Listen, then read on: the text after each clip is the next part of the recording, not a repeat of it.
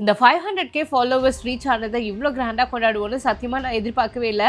நிறைய பேருக்கு தெரிஞ்சிருக்கும், பட் தெரியாதவங்களுக்கு சொல்கிறேன். நம்மளோட யூடியூப் சேனலான த டாக்கிங் பென்குயின் பேஜில் 500k ஃபாலோவர்ஸ் ரீச் ஆகியிருக்காங்க.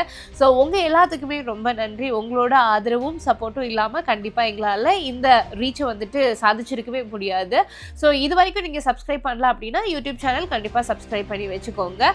ஸோ இந்த செலிப்ரேஷனுக்காக நாங்கள் எல்லாருமே நேற்று 4 கப்ஸ் போயிருந்தோம் அரஸ்புரமில். சாப்பிட்டுட்டு என்னோட ஹஸ்பண்ட் வந்துட்டு ஒரு கேக் ஒன்று சர்ப்ரைஸாக ஆர்டர் பண்ணி வச்சிருந்தாங்க.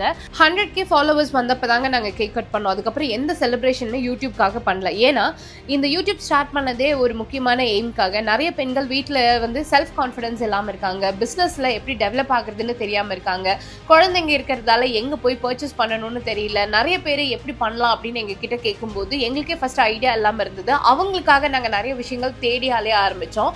எங்களோட குழந்தைங்களை நாங்கள் ஃபோக்கஸ் பண்ணுறதை விட மற்றவங்களுக்கு எந்த வகையில் பிஸ்னஸ்க்கு சப்போர்ட் பண்ணலாம் அப்படின்னு சொல்லிட்டு நிறைய கடைகளை எக்ஸ்போஸ் பண்ண ஆரம்பித்தோம், நிறைய ஊர்களை எக்ஸ்போஸ் பண்ண ஆரம்பித்தோம். அந்த வீடியோஸ் மூலியமாக நிறைய பெண்கள் பயனடைஞ்சாங்க. நிறைய பேர் வீட்டில் இருந்தே பிஸ்னஸ் ஸ்டார்ட் பண்ணாங்க. ஆல்ரெடி பிஸ்னஸ் வச்சிருக்கவங்க அடுத்தடுத்து அப்கிரேட் ஆனாங்க.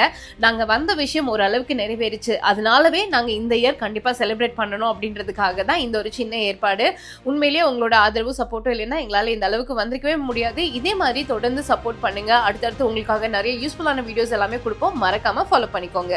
பை.